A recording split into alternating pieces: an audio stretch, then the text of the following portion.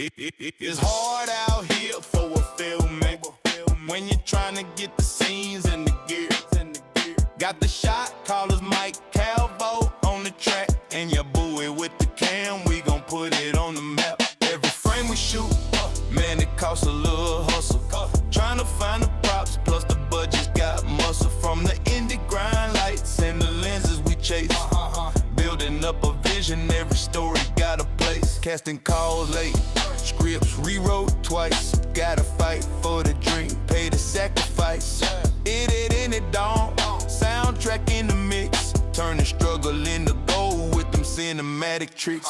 It's hard out here for a filmmaker when you're trying to turn a dream to a scene. Get that paper shot callers in the booth, yeah, we tell it how it is. Y'all boy Calvo making movies for the kids. It's hard out here for a filmmaker when you're trying to turn a dream to a scene. Get that paper shot callers in the booth, yeah, we tell it how it is. Y'all boy Calvo making movies for the kids. Grants on the table, sponsors hard to reach, but the story gotta rise, that's the lesson we teach. From the block to the big screen, visions won't fade. Independent hustle, every classic homemade. We ain't waiting on a handout, built it from the ground. Symbolism in the shots, every frame profound. When the credits start rolling, you gon' feel what we say, cause the struggle and the story always find that way. It's hard out here for a filmmaker, but the art gon' shine. Vision's only getting greater. From the shot caller mic to the lens in my hand, we create, we inspire, we forever take a stand.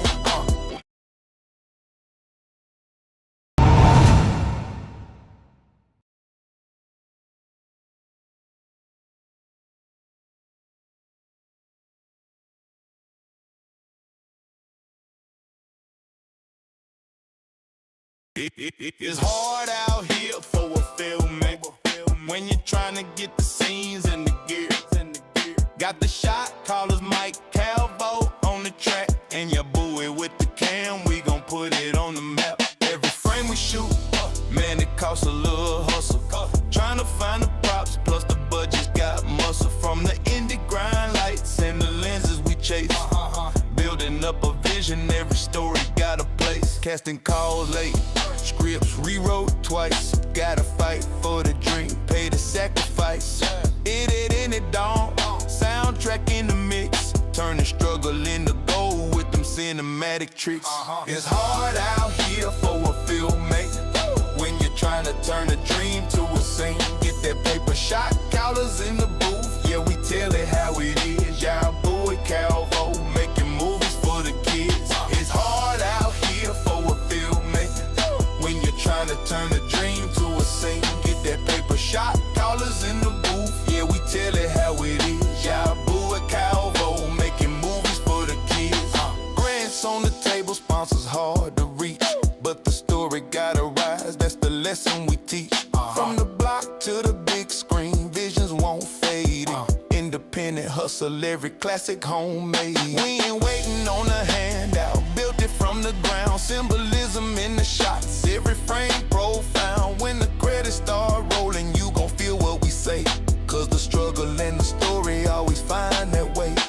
It's hard out here for a filmmaker, but the art gon' shine. Vision's only getting greater. From the shot caller mic to the lens in my hand, we create, we inspire. Here for a film. It's hard out here for a filmmaker when you're trying to get the scenes and the gear. Got the shot callers Mike Calvo on the track, and your buoy with the cam, we gon' put it on the map. Every frame we shoot, man, it costs a little hustle. Trying to find the props, plus the budget's got muscle. From the indie grind lights and the lenses we chase, building up a vision, every story got a place. Casting calls late, scripts rewrote twice. Gotta fight for the dream, pay the sacrifice. It in it dawn, soundtrack in the mix, turning struggle into gold with them cinematic tricks. It's hard out here for a filmmaker when you're trying to turn a dream to a scene. Get that paper shot callers in the booth, yeah, we tell it how it is. Y'all boy Calvo making movies for the kids. It's hard dream to a scene. Get that paper shot, callers in the booth. Yeah, we tell it how it is. Yeah, boo at Calvo, making movies for the kids. Grants on the table, sponsors hard to reach. But the story gotta rise, that's the lesson we teach. From the block to the big screen, visions won't fade. Independent hustle, every classic homemade. We ain't waiting on a handout, built it from the ground. Symbolism in the shots, every frame profound. When the credits start rolling, you gon' feel what we say. Cause the struggle and the story always find that way. It's hard out here for a filmmaker, but the art gon' shine. Visions only getting greater. From the shot caller mic to the lens in my hand. We create, we inspire, we forever take a stand.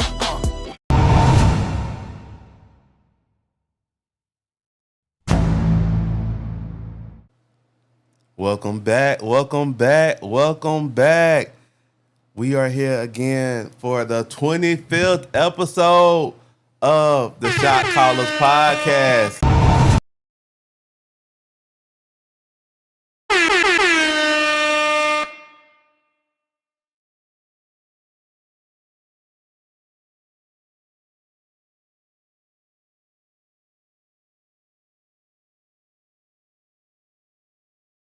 It's hard out here for a filmmaker when you're trying to get the scenes and the gear.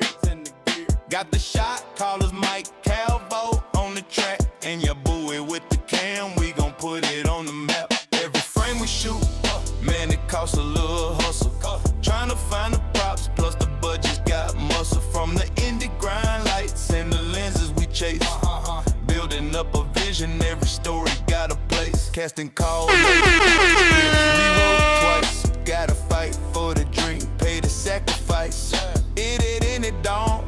Soundtrack in the mix, turning struggle into gold with them cinematic tricks. It's hard out here for a filmmaker. It's hard out here for a filmmaker when you're trying to get the scenes and the gear. Got the shot callers Mike Calvo on the track, and your buoy with the cam. We gon' put it on the map. Every frame we shoot, man, it costs a little hustle. Trying to find the props, plus the budget's got muscle. From the indie grind lights and the lenses we chase. Building up a vision, every story got a place. Casting calls late, scripts rewrote twice. Gotta fight for the dream, pay the sacrifice. It in it don't. Soundtrack in the mix, turning struggle into gold with them cinematic tricks. It's hard out here for a filmmaker when you're trying to turn a dream to a scene. Get that paper shot, callers in the booth. Yeah, we tell it how it is. Y'all boy Calvo, making movies for the kids. It's hard out here for a filmmaker when you're trying to turn a dream to a scene. Get that paper shot, callers in the booth. Yeah, we tell it how it is. Y'all boy Calvo, making movies for the kids. Grants on the table, sponsors hard to reach. But the story gotta rise, that's the lesson we teach. From the block to the big screen, visions won't fade.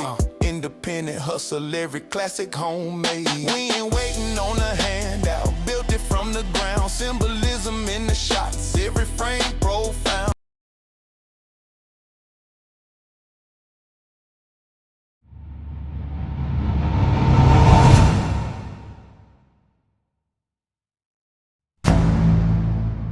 Is this on?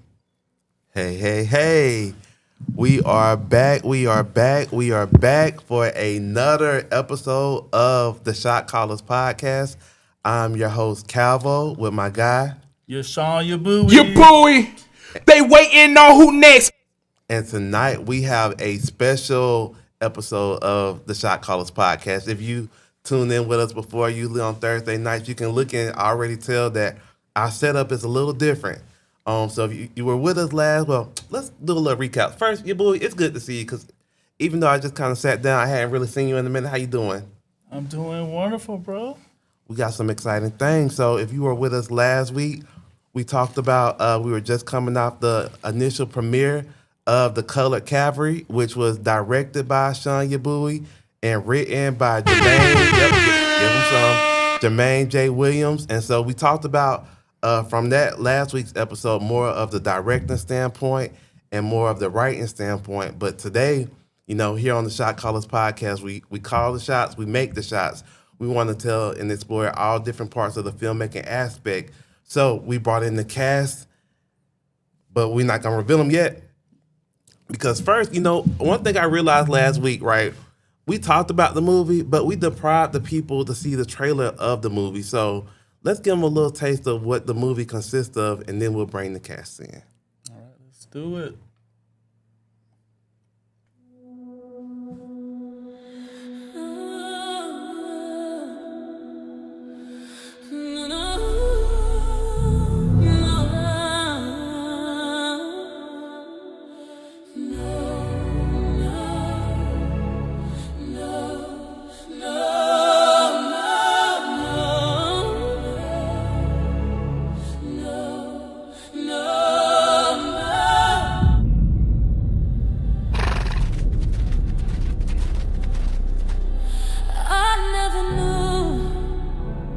All the hate that you feel when you're looking at me, I never knew.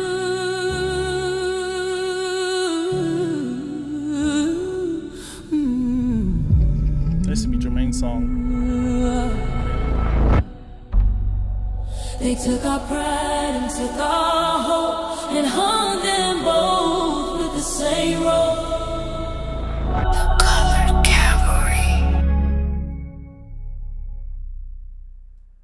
Yeah, So good. that's So what's up. good.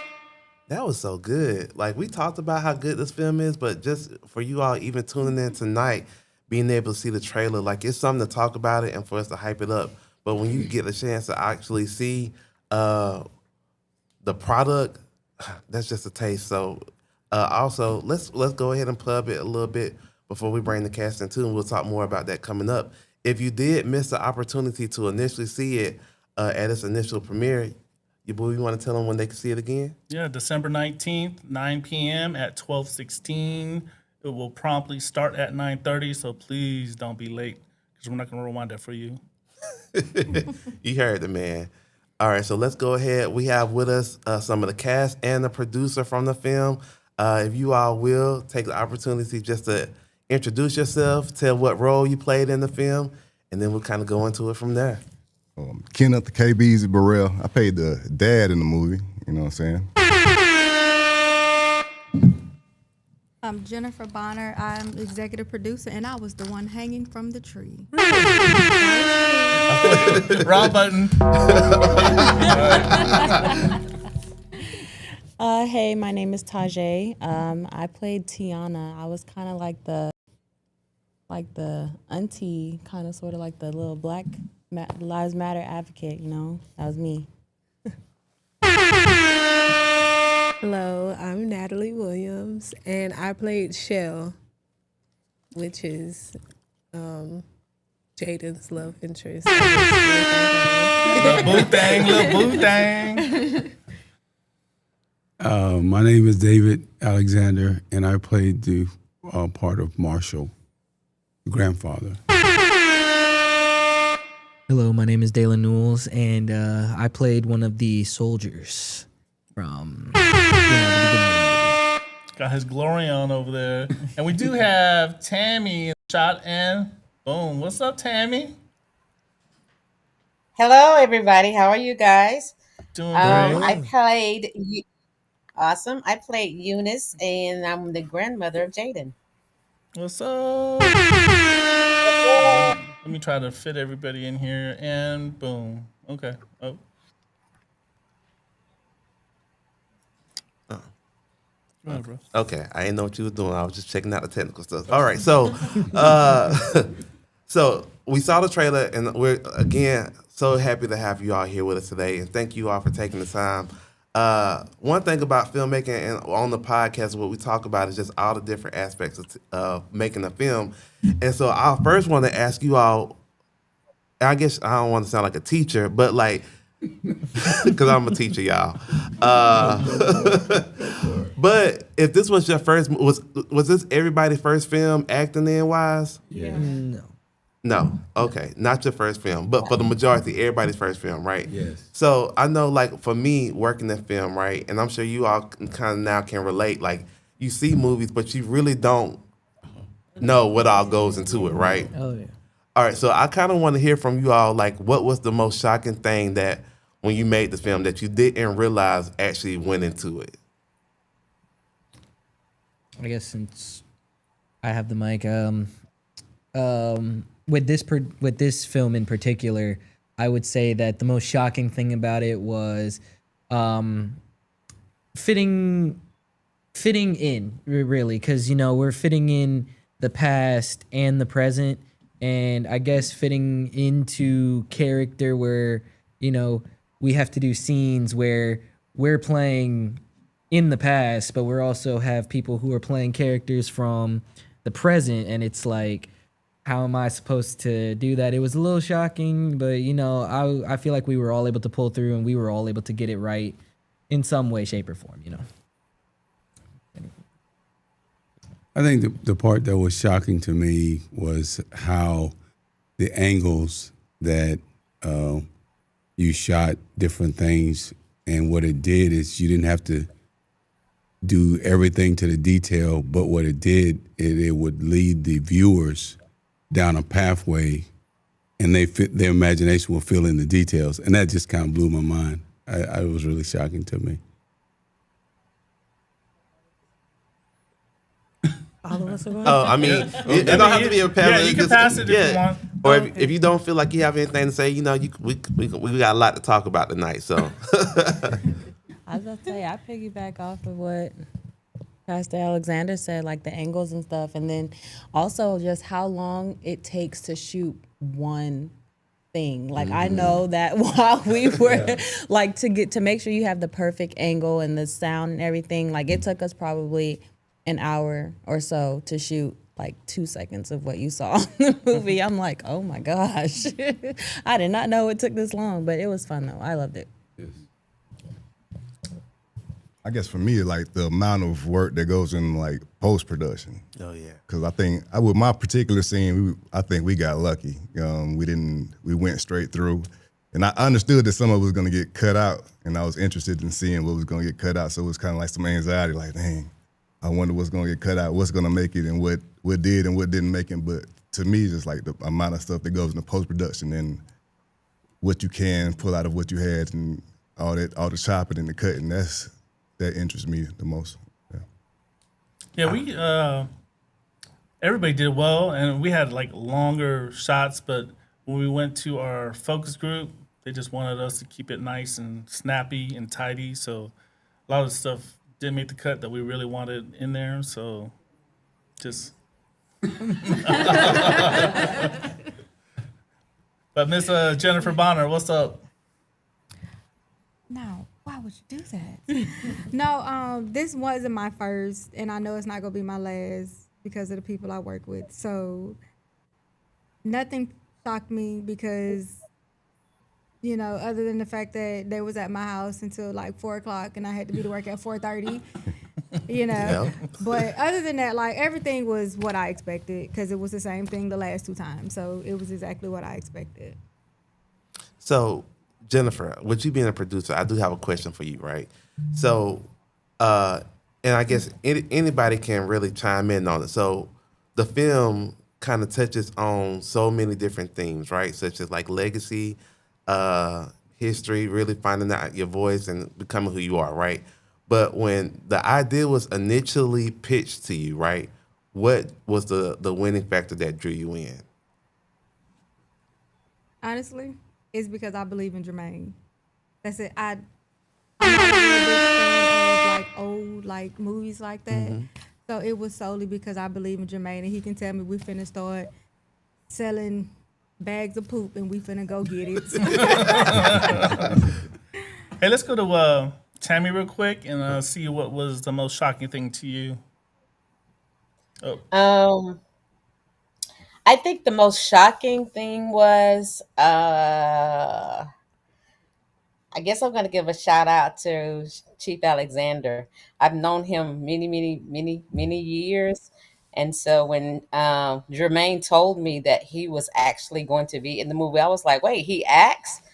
And he did an amazing job for him to do what he did for, and we did a lot of improv, and for him to do what he did and not ever have had this kind of experience before, he did an amazing job. So I was mainly shocked of how good he did, knowing him from when he was a chief to now he's an award-winning actor.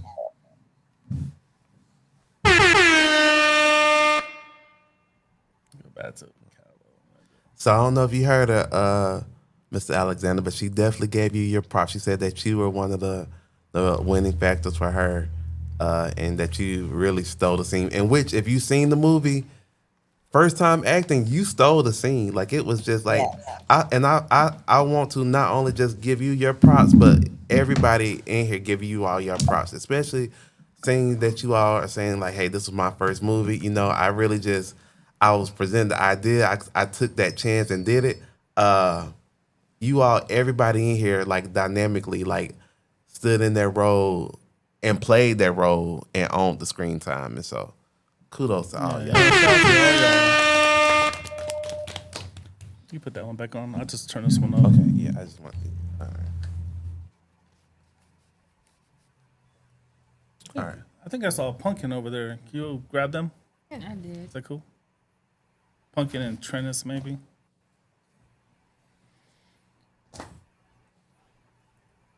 All right. Okay, yeah, so we can still talk while she's doing that, though. So does anybody have any behind-the-scenes stories that y'all want to tell to the people, anything that just stands out? Well, you know, first of all, everybody that was involved made it easy for me. And I actually started to have fun. And, of course, I grew a beard because I thought we were going to get to reshoot some parts, so I wanted to make sure that it did look like a different day and that I didn't have one outfit, you know. Yeah. So they were tight. So, but it's just that having everybody that was very supportive made it easy, and then once I got into the flow of what my role was, it made following the instructions or the directions of the next scene a lot easier for me. And actually I had a lot of fun. I learned a lot. So I'm really excited about it. It was a shock for me to look at myself. And of course, you know, we can be our own worst critic. But man, I had a lot of fun doing this. I really did. Since you have the mic, I'll go ahead and ask you this as a follow-up, right? So with your character, do you feel like you had, did you pull from any like personal experiences or people you know to kind of bring your character to life? Well, when they told me that I would be like a mentor, then I've done a lot of mentoring. There's a lot of challenges to mentoring. There are cultural, generational barriers. So I knew that I had to come across as hard to understand him, just like he had, and I had to be hard to understand. So a lot of that played into it. The other thing is being in scenes where you see people dying. I've been in a lot of those different scenarios in my previous career. So it allowed me to feed off of a lot of life experiences, and that's what playing that part made it real easy for me. So, but again, Tammy made it easy because she did her parts with ease, and I was like, whoa, you know. So the more I did it, the better I got at it. So I'll be excited to do it again. Anybody else? Yeah. My part was kind of easy. Like, Dad, hey, I got a lot of experiences being a father, and when I got home, I was worried. I was like, I hope your boy cut some of that out, because I was looking like #1 hater, and I had to think about it for a while when I was at home. Like, dang, am I a hater? Am I really like that? As a father, like I had to question myself a little bit. So like, Was you bad cop though, or did? I mean, good cop, bad cop in the mom-dad relationship, but just being like I feel like I could have maybe like did something more supportive, but you know, I got a little flexibility in the script, so I did kind of pull from personal experiences on that. So it was kind of not that hard. I think you and Naia, your chemistry was just great. The way you guys played off of each other, just like that part when you said, "My house." Yeah. Will Cox, Alabama. Yeah. I mean, That was fun. She made it real easy. Like we had real good chemistry. Plus it was late, you know, I was tired, and so it was just kind of like it was really easy, you know. and we were running super late that night. I think we shot the Chop Up podcast part right before yours, so we ran late, and then someone else ran late. Not gonna say Naia, and yeah. Anyways, but yeah, I know she actually came on time. It's just we were late. Yeah. And then she had to leave. There was and come a lot back, going so, on that night. Yeah, Little director quarrels and beefs and stuff, all kind of stuff. exactly. Oh, director course. I'm just playing. No, but like, so just kind of like what I got from y'all's response too, and I think I just want to tell people because like we have a lot of people that's into film tuned into the podcast too, and like one thing that really just stood out to what both of you all said, right, is the importance of a scene partner, right, and I think that would like for all of y'all it seems like it can relate, and I'm coming to you too, is what really kind of enhances because really when you make a film in general, right, we're all, if you look at it out here in the trenches, just trying to make some magic happen, right? And so it really does matter who you do it with, whether it's a scene partner, a good director, a good producer. If you have that comfortability level and that support, it really enhances the work that you're doing, and it shines through on screen. Like you and Tammy, Mr. Alexander, killed it. You and what's your scene partner? Naia. Naia. Hey, the way you was talking to Chad had me kind of reminiscing about some conversations I had too. I was like, but even when you said coming off like a heady, you know, like as a young person, like if you have an idea and it goes against the grain of what you know, the morals that your parents are trying to put out, it does kind of come out like, all right, you know, like my dad, My papa ain't got my back. yeah. And so going back to it, just I think everybody played their role very authentically. And I think that it was something, even when I was talking to people outside who was at the premiere, that people was able to like kind of re-emphasize and say, you know, it was relatable, you know. And I think that's what you want from a film. Definitely. Let's go to the comments real quick. Shout out to my wife, Brandy Yabui. She says her work of art, fire emoji, awesome group of people right there. Sincere congratulations to the cast. You were all phenomenal. And shout out to our other producer, Rachel Scott. Hey. All right. Rachel. Where you at? Where you at? Where are You you? can click on the link in the comments and join. All right. So another big part of the film, right, is which I thought was interesting. I want to, you know what? I'm gonna start with you, Jennifer, since you just end up with the mic. So, look. So as a producer, right, I thought it was a very interesting aspect to it was like the movie kind of takes place in two different timelines, right? Because we see the timeline. I can't remember the year, like 1862, right? And so really trying to bring forth that time period in the most realistic way, where everything now is digital, you know, even the way we wear our clothes and stuff. So how was that as a producer really trying to like create those scenes from a producer standpoint for you? Like from wardrobes, was it hard or was it? It was mainly that wardrobe. You know, so I have a lot of stuff in my closet that, you know, people will say is ugly. That skirt was actually kind of cute though. You know, it's just all depending on how you wear it. It was very 1800s, but whatever. But I think with that, with everybody being so open to put on something ugly or something old or something used or whatever, it made it work. So, but it was fairly easy this time because, you know, we got ugly stuff in our closet, you know. So it made it really easy. And then I think it was the Pensacola Little Theater who gave us the uniforms.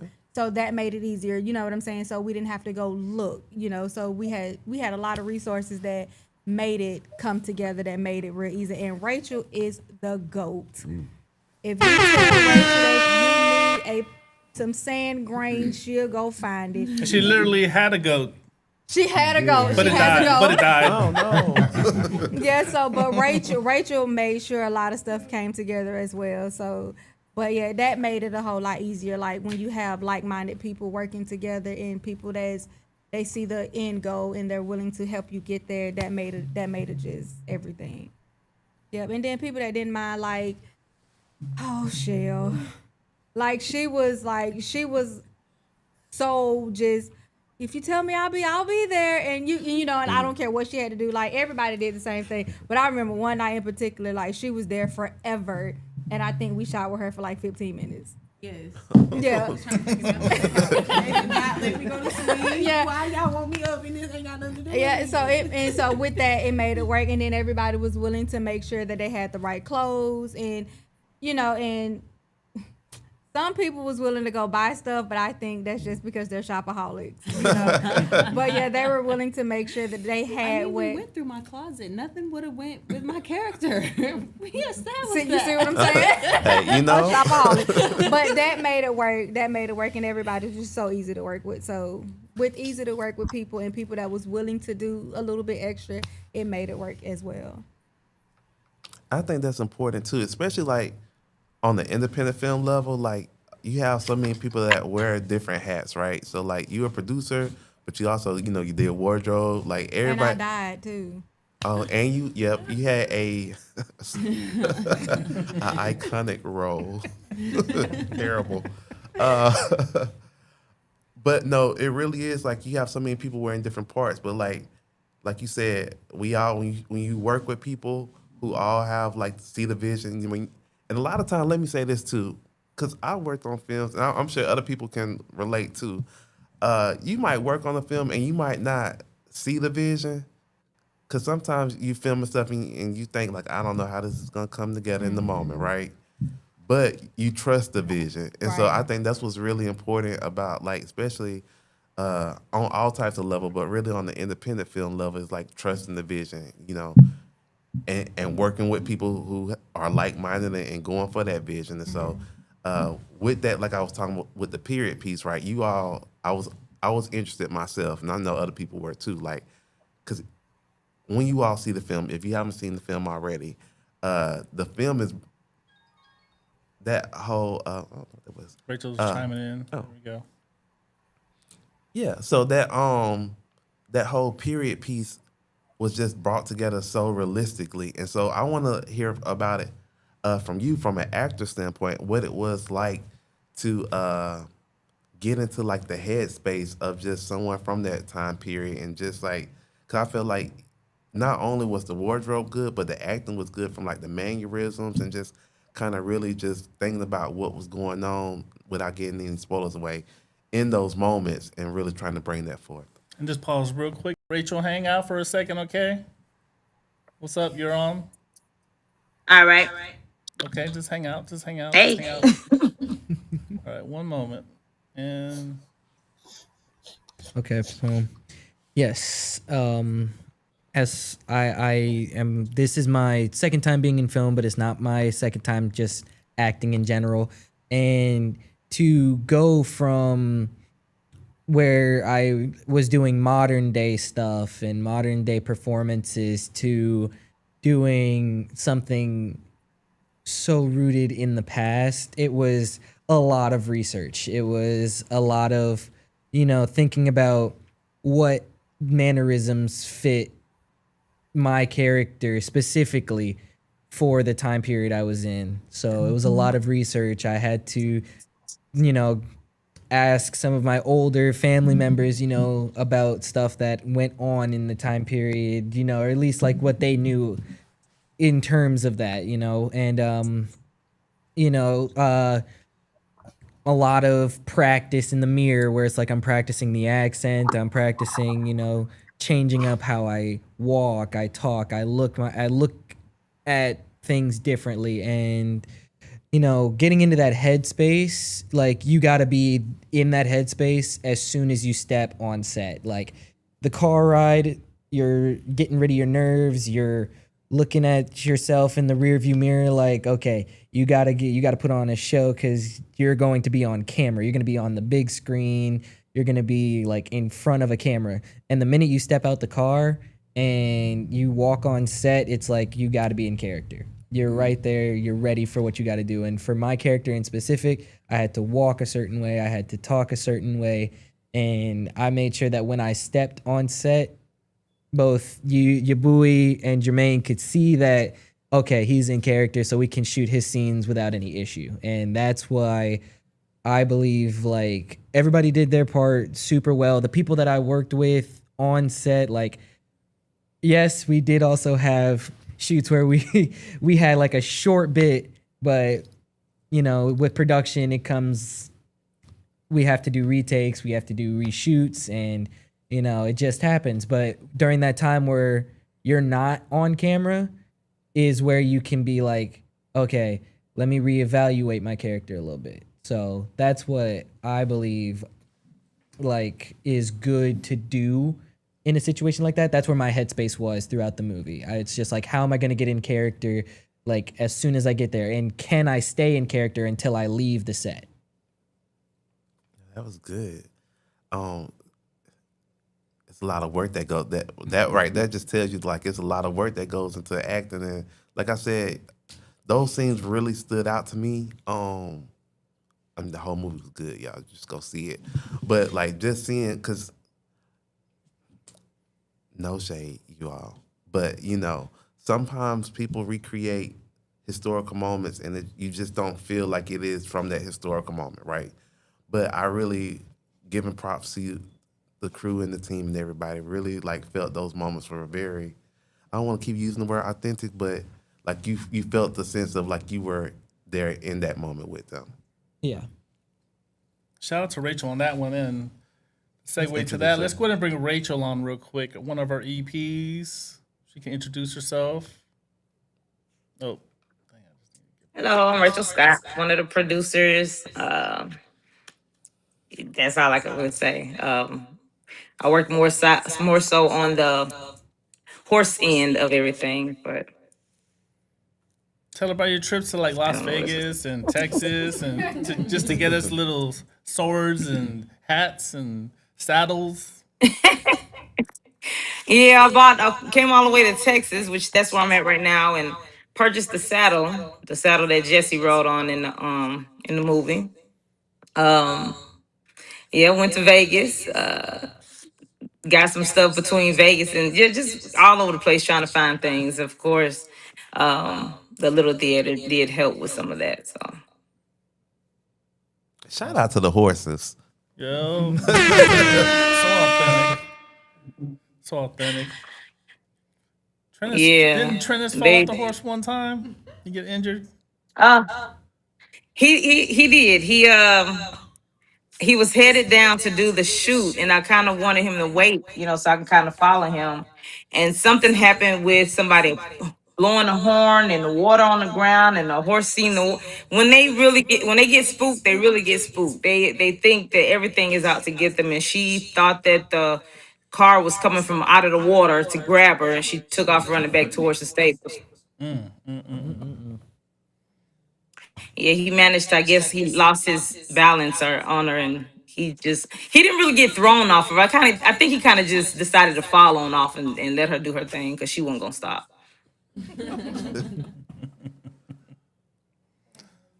Appreciate it. Appreciate it. We're gonna go back to Cavo real quick. That's the behind the scenes stories you don't see though. That's that hurt falling off a horse, man. All right, so is it Shell? All right, so Shell, let's hear from you a little bit, right? So your character, right, in the story, you were kind of you throughout to me, right, were a guiding voice, right? Because you really kind of helped the main character kind of find his way. Yeah. Can you relate to that? Yes. So I really am in real life a person that's for the good, and I'm gonna do like all the good things and push people towards the positive. And I'm all for Black Power, black since black being. So it was just easy for me to fit in the role and to like got him like, and I have brothers too that be wanting to do crazy stuff, and I'm always like, maybe you should think twice before doing that. So it was kind of easy for me to fit into that role. I just couldn't stop smiling in serious moments. Oh Lord! I am really Take goofy two, in real take life. For three, me to be that's all good, serious though. though, she had an attitude. I'm really not that mean in real life unless you make me. So that was the hard part, but everything else was pretty easy. So you, Oh, yes, you were. I was laughing on a few grave at the funeral. Lord, forgive me. and you know what? My follow up question was gonna be what was the most challenging part? But hey, Okay, so yes, the most challenging part was to stay serious in the serious moments because they wasn't really serious on set because you had to be in character, and it was like, okay, especially the moment when we were doing the candlelight. Yeah, looking at a toilet. Yeah, the picture there, your boy does a great job with all photo and video edits. Get at him. Because it was definitely a photo that Jennifer, I almost called you Rachel, I'm sorry. Jennifer had in her bathroom, and it was of a person holding their nose and making a stank face because, like, you in the bathroom. It was bathroom art. So he was like, you want us to cry? Staring at that, you want me to cry? So I got to get in character. And then everybody else making funny comments and making crying noises and putting water on their eyes so they make it look like they crying for real. So I'm like, oh my gosh, this is... And it was just... it was really, really fun, but I had to stay in character. So he had to cut out a lot before I started smiling. So that was that. the stuff you don't know. Now see, that's some acting. We got Tammy. See what's challenging. Tammy. Oh, hold on. Hey. Hey. I think the most challenging part was the fact that we had to improv most of our scene. That improv is probably one of the hardest acting forms to do. So I think that was probably the part I had to fight through. Um, but like I said, David did an awesome job feeding off of what I say. So most of our scene, we were just talking in general, just talking, and it came out naturally. So I think that improv was the most difficult part for me. But But you guys did a great job because we actually did about 2 or 3, 4 takes with the improv, and you guys kind of mastered every time, same movement. So continuity was really good with the improv. So that went really well. it did, and it's awesome to work with somebody that can do it because I have been on sets where people can improv, and it'll take you all day if they don't fit in really quick. So, like I said, Chief Alexander did an awesome job on the improv part of that. That's something people pay a lot of money to teach you to do. So you did an awesome job. Dang. I can't pay you for that. But you should though. They give me, I will.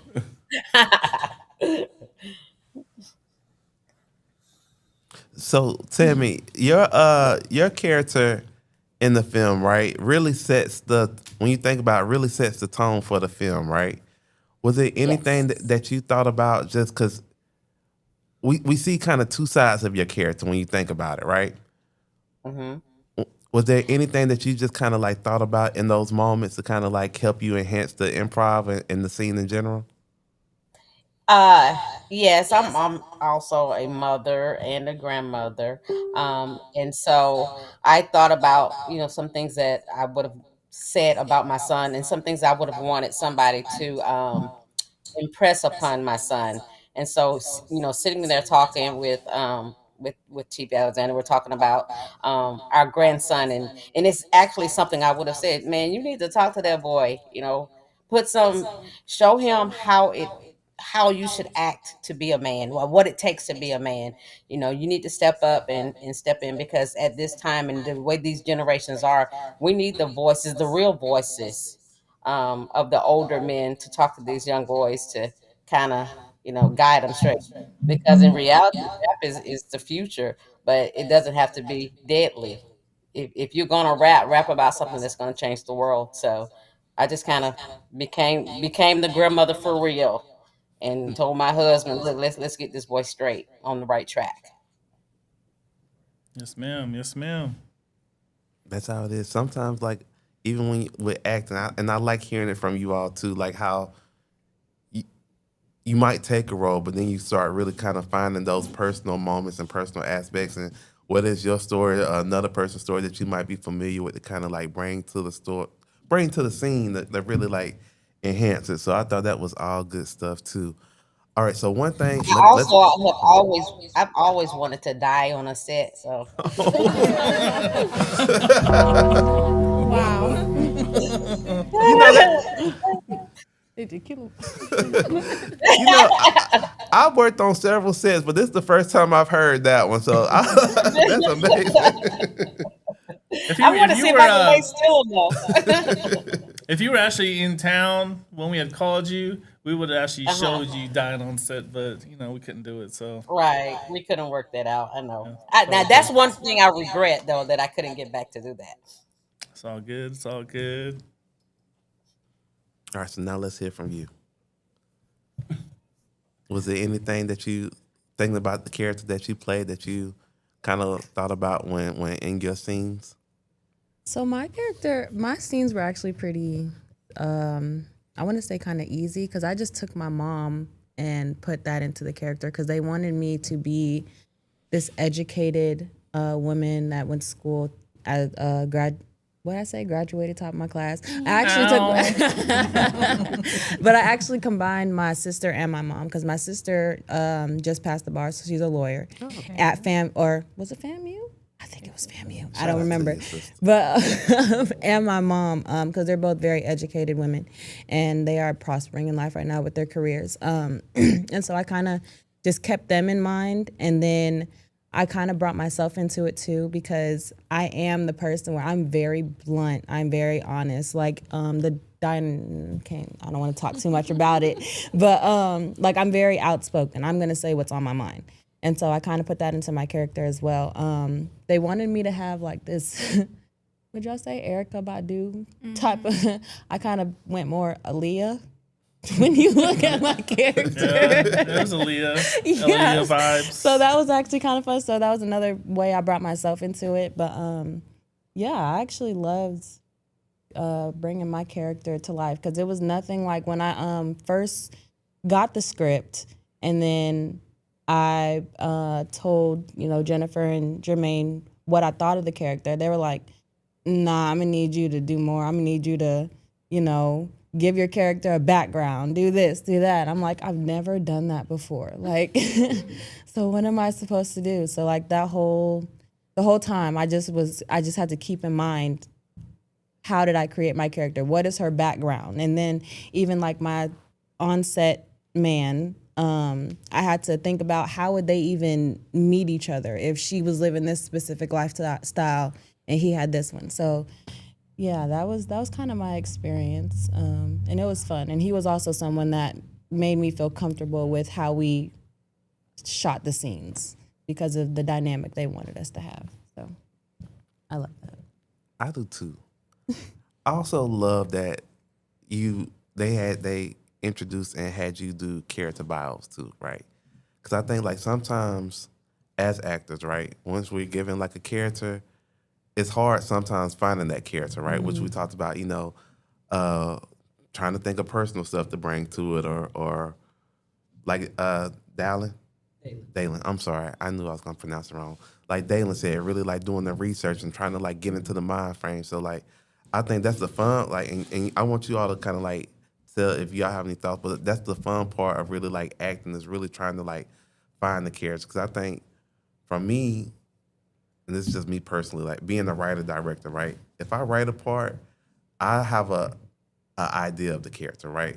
But when I bring in the actor, it's really up to you all to like bring that character to life. So like, how they kind of challenge you, like, all right, by the time you come to set, like you should know this character more than what we kind of know the character to really bring it to life. And I think that really like speaks out to like the work that you do all like that you all even did as first time actors, and even like producers and directors really just challenging y'all to do that.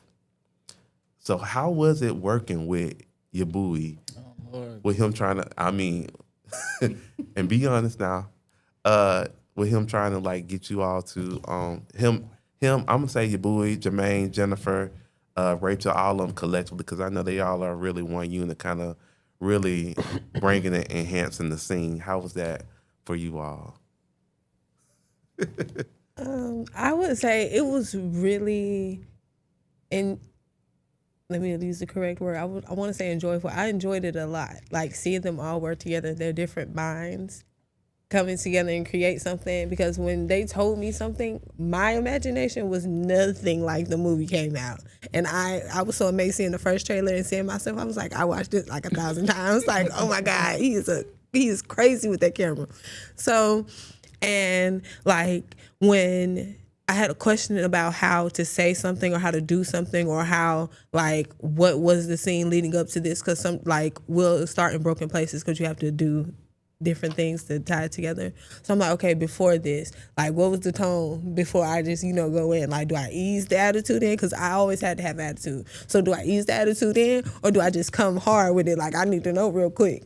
But they made it so easy. And your boy, I want to say, I would never forget, like my first time, he really shocked me because I didn't know anybody from here but Rachel. And they came out and seen me, so I knew, like, I was familiar with your boy and Jermaine. So it was, which scene were we filming when he said that? We were practicing. We were going through the lines, rehearsing our lines, getting to know the characters, me and Jaden. And this was the original script, and I was supposed to say something to the crowd with the attitude, and he was like, "Can we cuss on here?" Yes. I had to make sure. Sorry. He was like, sorry. So he was like, push that shit out. And I, like hustle and flow. And they knocked me off guard. I was like, okay, yeah, I can be comfortable around here. Hold on. I can say what I need to say. And I love that. And I won't forget it. That's like going in the books of memories for my casting and filming things. Well, I was really amazed at how they worked, Jermaine and your boy worked together. And by it being my first time in film, it was a lot I was learning and trying to absorb at one time. And so when, they would discuss a scene and we would have to do it over, so in the back of my mind, I'm trying to figure out, did I just mess up? And then they'll say, okay, that's perfect. And then they say, okay, we got to do it again. So now I'm sitting here, I'm saying, okay, I got to remember what I said. Because, yes, you can get caught up in the character and you say things out of how you feel, and then you got to do it again. And you got to hope you get the right words. And what I found out, if I concentrate too much on trying to say it exactly the way I said it the last time, I could actually lose the emotion that's supposed to go in it. So learning that as you go along and then hearing them just, sometimes their conversation with each other, I was like, okay, is he upset? But they worked as a team, and nobody got bent out of shape. They were able to tell each other things that may have on the surface looked like it's critical or too critical, but they've worked together before. And so that was very impressive to me. But it also, it was just like a shock at the same time. So when I first pull up on the scene, it was like they were shooting a soldier scene, I think it was. And I really didn't have a role, but we needed some extras in there. So when I first pull up, like I know Jennifer from a whole different role and not have anything to do with film or anything like that. And I know Rachel from a long time ago, and it has nothing to do with film or anything like that. So when I pull up on the scene, they got their headsets on. They mobbing through there looking like the CIA. She got one on. Jennifer got one on. Yabu got one on. Jermaine got one on. And they're like, they talking to each other all on there. I'm like, oh man, okay, that's cool. They sing it in. And, I got to press the button one time. You know what I'm saying? So one time for my guy, your boy. You know what I'm saying? I need some director credits on the assistant. Yeah, there. But it was real cool to watch, like the secrecy and the synergy that goes together. You know what I'm saying? They do work. You and Jermaine do work pretty well together. So like they do talk kind of frankly to each other. Like I'm like, damn, man, you're going, all right. Yeah, like, Hey, we're actually gonna have marching and clapping classes. Man, them boys next month. was off beat. Marching and clapping classes. Super off to beat. be on beat. So you know. That was terrible. That was hard to watch. That was really hard to watch. It was too horrible. And then the humming. Yeah, they humming. It was like genuine terrible. That was hard to watch. Yeah, we'd have fixed that all in Luckily, post. the I had to marching. get Luckily, everything the on soldiers just faded into the field, so that wasn't. Yes. You couldn't see too much of it. But boy, I was. I was like, man, I don't want to have my head down. I can't be seen. I'm an extra. The dance was soldier too. Like, so yeah, that was my fun. new That was pumpkin fun ad. to watch, man. That was real, the best. real fun to Hold on, watch. wait, y'all, what y'all ain't gonna do is talk bad about my husband. Man, Won't let you slander that boy got soldiers now. I'm telling you, he did his best. 2 left, 3 left feet. Okay. Defend yourself, soldier. Okay, so I will stand for the soldiers in this part as being one of the. I guess I'm not gonna say one of the leading ones because there was like the main captain. There were people that were above me. I can only say that I had just about a handful of space in the soldiers' scenes, but what I can say, for lack of a better lack of a better term of phrasing, is the soldiers' scenes. While yes, behind the scenes we were goofy, we were chopping it up, we had our jokes. I'm gonna stand for the soldiers here and say that we got it done because when we needed to be serious, when we needed to have those face shots where when we were looking in the distance, I will say that I'm not gonna go too heavy into it, but when we were looking at the distance, you could tell that we had to be locked in. When we were told by Jermaine and your boy to do a soldier stance, we made sure that we were locked in on it. So I got to defend the soldiers here and say that while we had our off moments, your boy made sure to cut that out and say, hey guys, maybe y'all should try this way, or maybe if y'all could stand a certain way, y'all would get it. So I'm going to go on and say your boy, props to you always, because you had the vision for the soldiers that the soldiers couldn't figure out. So clutch for that. And as far as the humming thing, I'm glad we had our main soldier come in and do the singing for us, because that was definitely that was something that I didn't know was gonna happen. I thought we were going to all be singing, and then your boy and Jermaine was like, "We got a contact. So if this goes sideways, we got somebody." And we were like, "Okay, thank you so much for that." So. Also, we were just getting to know each other. We had all just met that first time, so we were all just like, "Can you sing? I can't sing. Can you sing? I can hum. Can you play the harmonica?" No, but you guys got a standing ovation at the end, so you guys did awesome. So. As far as a standing ovation, I feel like when you get a standing ovation at a premiere like that, or if you get a standing ovation for an opening night, I feel like you can't just look at one specific set of people. Again, the parents, y'all did great. Y'all's synergy was great. We got the grandpa here who really had the shining moments. We got the grandmother, even though she can't be with us, she had her shining moments. Everybody did something that brought, the scenes, that brought the movie together. And I for one, like to thank all of y'all for, bringing something to the movie that we might have needed, might have been hey, we're glad we had this. Maybe we had second thoughts, but we're glad we have it now, because, that happens. Big Pop over here was talking about, maybe we could have had I could have changed some of my scenes for, being the dad. Maybe I didn't have to be whole bad cop, but then I don't know, you said you saw yourself and you were like, maybe I could have changed something. We are our worst critics. We are our biggest critics. So, I'm glad everybody had something that brought something to the movie that got us the standing ovation. I won't say it was just the soldiers. I won't say it was just the parents, even the main character. It was something from everybody, and I'm very proud to be a part of that.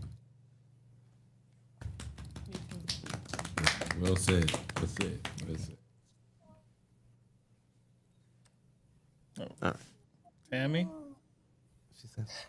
Hey, I don't mean to keep saying hey, but y'all might hear my grandbaby snoring. I want to say that I've seen your boy do like take pictures and stuff in other locations, but to watch him and Jermaine work together to make this work, and I think one of the best parts was when he made me and my husband a young couple AI wise. That was brilliant. So That shout to y'all. yeah. That was brilliant to make that picture of us being young. That was brilliant. So I think you are brilliant at what you do, and I'm very, very honored to even be a part of this. Shout out to all of you guys. Oh, we appreciate you, film writer, winner. What was the contest that you won with your film writing? Your script produced. Your script It's produced. called Your Script Produced. I was the grand prize winner, and there's something amazing. Thank you. There's something amazing coming out of it, so you guys stay tuned. Dope. Man, there's so many great and talented people just in the community, and I just love to see it. This is my first time really kind of meeting you all here today, and just even Tammy and Rachel online. It's just I preach it a lot on the podcast, y'all. Like a lot of people, when you have a film idea, especially, they think you have to go outside to find the community and make something great. But like I was harping on the last week with Yabui on the podcast, like you all really came together. Like you find people, like we said tonight, same vision, same goal, connect wise, work together, and you could just make magic here, and it really like is a representation and an example for other people who are out here like that may have something that they want to do that, hey, I don't have to go to like close to us, Atlanta or New Orleans or LA, New York to try to do something. Like you can really like use your resources here if you find the right people, and make the magic, and so I love to see it. Also, I learned about another thing I want to say, and I'm gonna give you the opportunity to speak real quick, because I just had to give kudos to this too. Like, you all made a feature-length movie, right? Which is like a full-out, anything over 45-minute movie, right? And a lot of times, people when they make a movie like that, it takes them months to just shoot it. And you all, from what I heard last week on the podcast and learned of talking to Jermaine and Yabui, was it didn't take y'all that long. It literally took y'all how long would y'all say? Roughly a month? Like a month. Yeah. Yeah. That's incredible. Yeah, Because Jermaine with his outlandish goals, but we knocked it out. So. But you have to think too, in that. Grab the mic.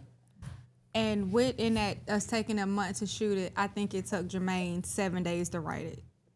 So, yeah. Give Jermaine some. So Jermaine, he like when Jermaine has an idea, I don't care who says what, i.e. Jennifer. Jermaine don't care. He's gonna do it. And I think it was like maybe 7 days for him to do it.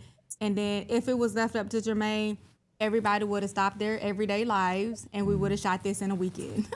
Exactly. That was his original plan. No, that was the plan. Wow. The plan was to shoot it in like 4 days. Yeah. Yeah, but you know, he had to, you know, realistically. But it left up to him, we would have had it done in 4 days. He's out there saving Pensacola too and writing these scripts. Yes, he's out there saving Pensacola, saving Baptist Hospital in the neighborhood, and writing scripts, producing movies, and getting on my nerves. And that just speaks to his character and what, because like I said, y'all, and you all, filmmaking is not easy. I just want people listening in. It is hard sometimes. It's fun. But when you get to them wee hours of the night and you ready to go home, Yes. y'all know. look at. And so, before we get ready to close out, though, I do have like a couple more questions I want to just kind of touch on. And anybody could answer this question, right? So this is just me as a viewer after I saw the film, right? So the film kind of really touches in on like family, community, and legacy, right? And so, of course, we know from the title, it's the Colored Cavalry. So it's kind of talking about, we learn about this historical event that, you know, we're really trying to preserve by keeping the legacy alive without giving too much away, right? But when we think about today's time, right? Unfortunately, we live in a society where, like, for us, history is really like on the brim of trying to be erased, right? And so, like, I really love that the film told, like, that's what I kind of took away from the film, right? Is that, like, it's important for us to, like, continue to share our history and continue to share our legacy. Because, like, if we don't tell the story and the correct story in the way it's told, like, history can be erased and not, right? And so, again, for me, that's what I took away from the story. Is there anything specifically that you all, as an actor, telling the story, took away from it? Well, I saw it as a message that even from generation to generation, you got to be resilient, but you got to be scalable, because the legacy and the movie, each generation had a different angle at the challenge. It might have been the same problem, justice, but there was a different approach to it. So therefore, when we got to Jalen in the movie, it was a different approach. And so that's, to me, that has to be a resounding message from even the next generation, is you're gonna have to find a way to address problems in society and be scalable. That means you gotta adapt your strategy and still be productive. And it's gonna take some resilience in there. So you gotta reach back. You gotta talk to people who have gone through this before. You hear people say all the time, we're standing on the shoulders of many leaders that were courageous before us.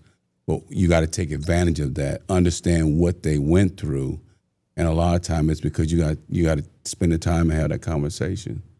So it was a very powerful, to me, it's still a very powerful movie. And I think it's going to go a long ways. It's going to open doors to some other opportunities to get community messages out there.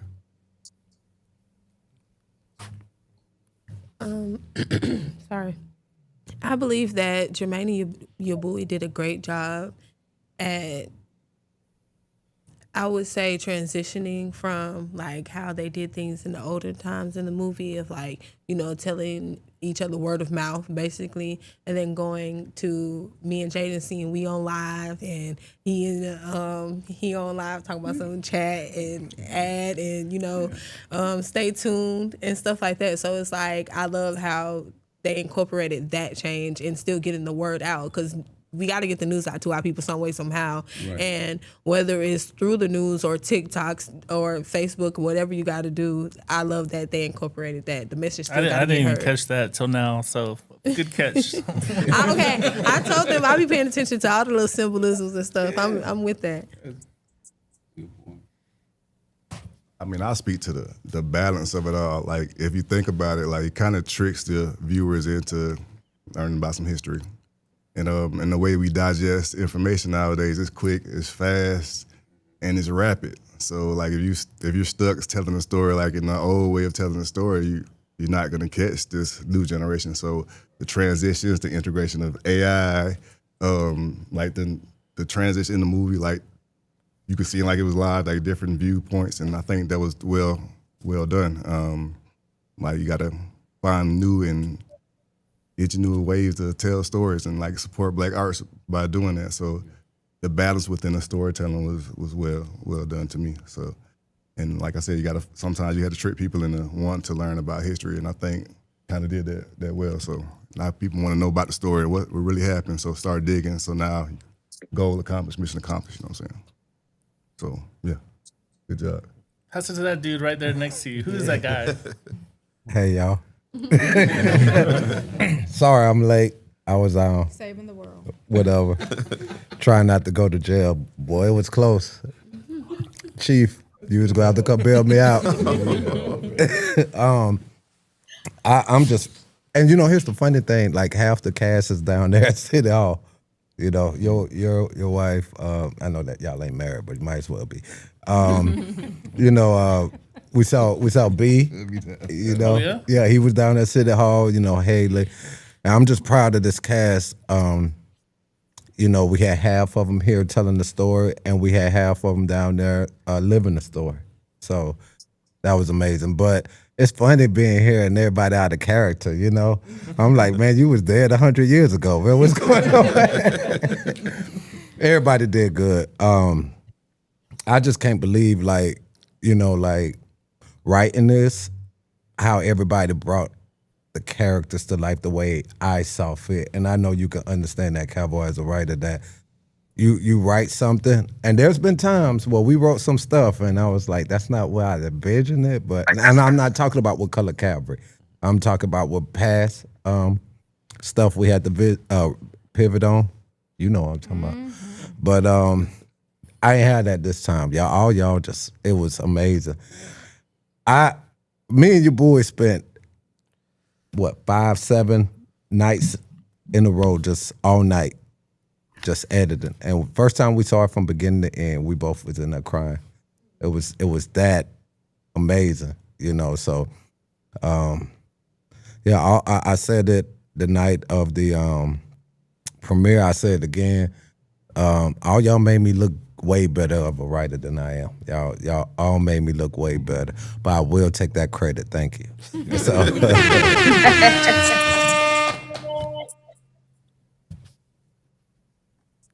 Oh no, I was just holding it. Okay, I was like,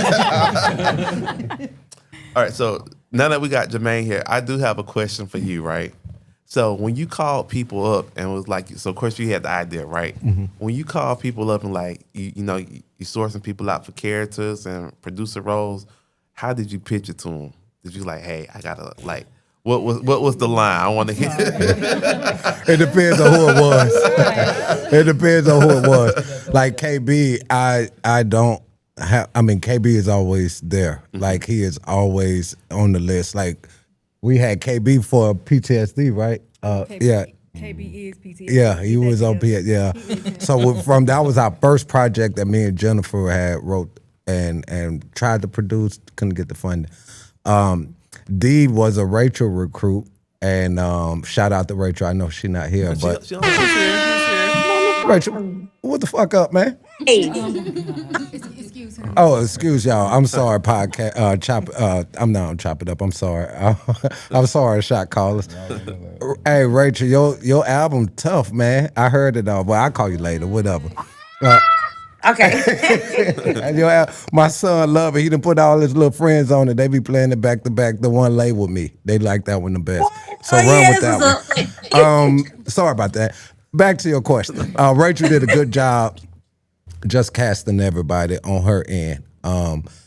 As far as me, when I wrote it, I knew that we was getting David Alexander. We wasn't taking no for an answer on that.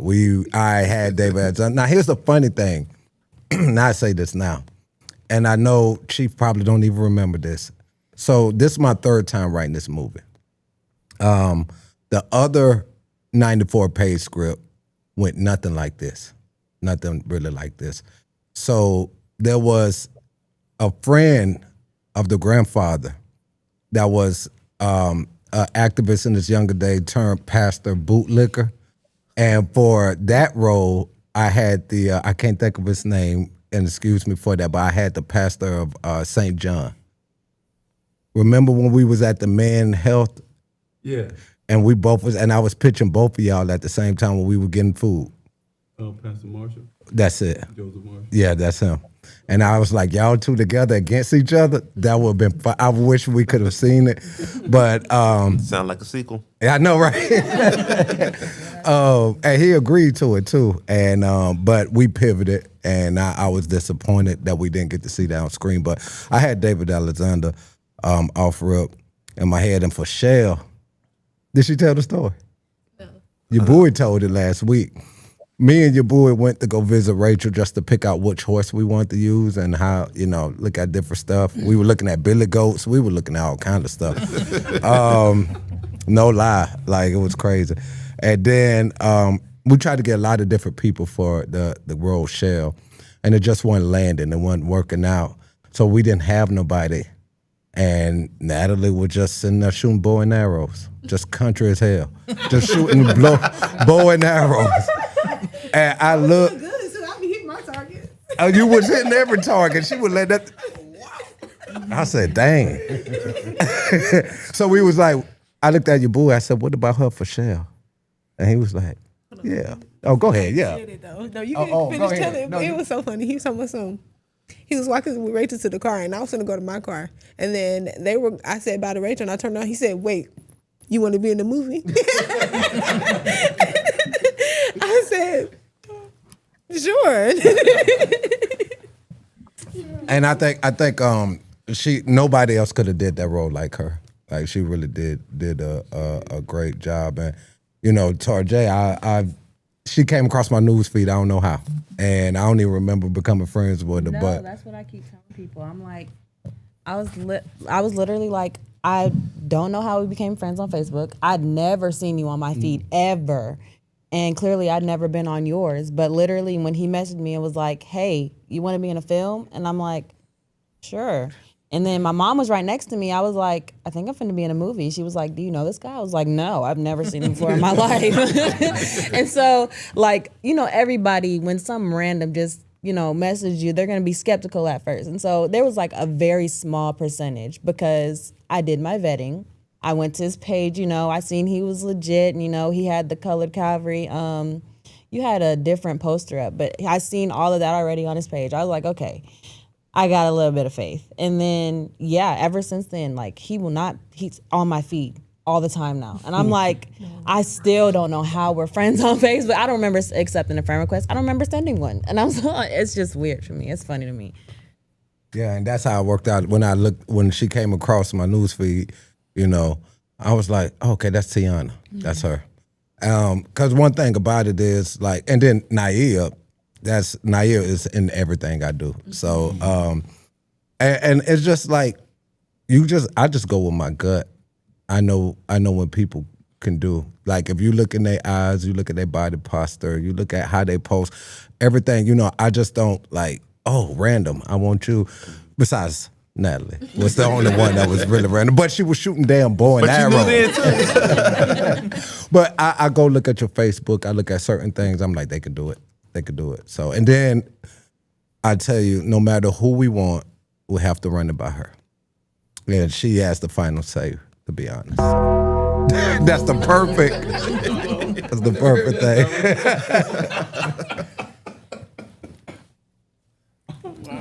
Wow. First off, I would love to shout out Rachel for even giving me this opportunity. Without her, I wouldn't even get to be in this film. I show up to where I'm supposed to be because I'm told by Rachel, hey, I need you for a favor. I said, okay, what's the favor? She said, I need you to come by your boy's studio. We're going to shoot some photos of you, and I need you to speak a little bit. And I was like, okay. And I was like, all right.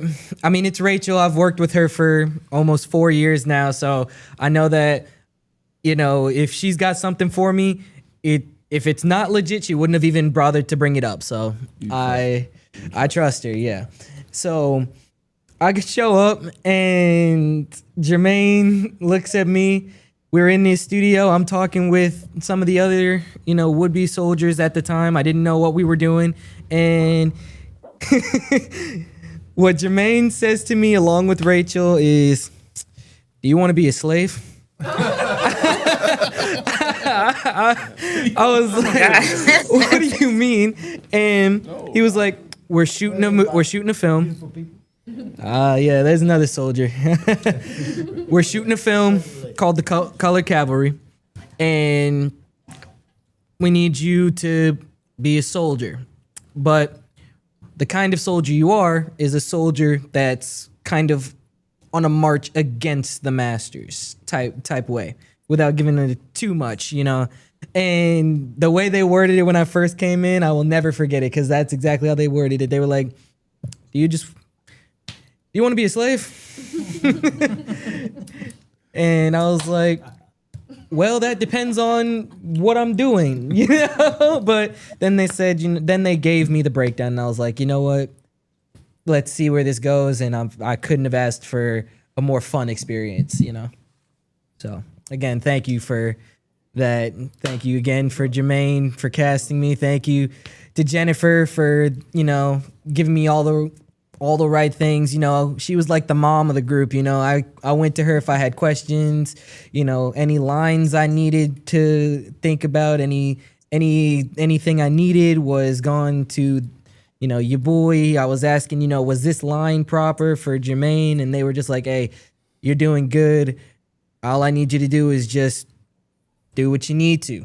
And, they were comfortable with it. So I couldn't ask for more. Let me say something. I just want to say something real quick before Bo starts singing. Everybody keep talking about me and the line for me, or because maybe I was out there and I was marketing and I was the face or whatever. This was your boy Rachel and Jennifer movie. I was the one getting us in trouble, making all the wrong decisions. So I want to make that clear.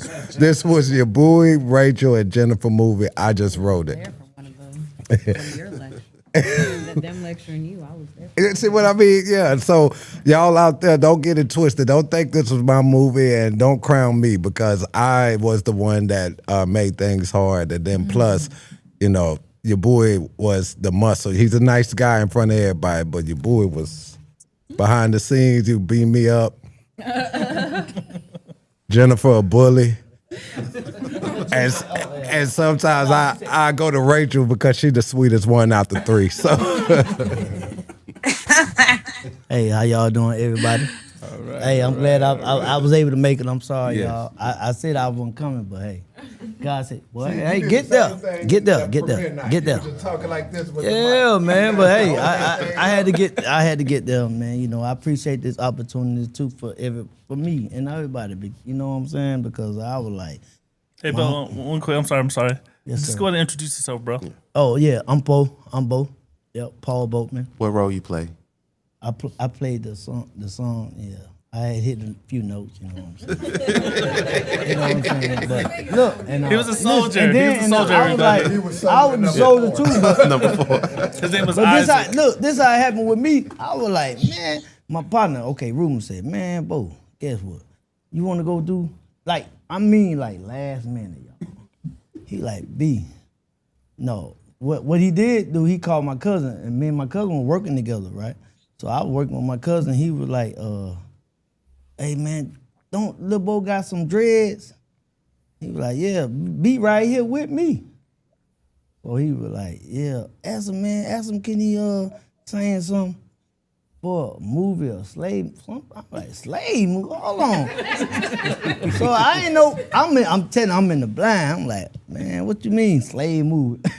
Hold on, B, can you just hit a few notes for it? I ain't want to, I wasn't finna come. Remember you, boy, I was just telling you, I was like, boy. And then I said, my dog, well, he said, you gonna kill this. Yeah. I ain't never met and seen nobody's faces yet.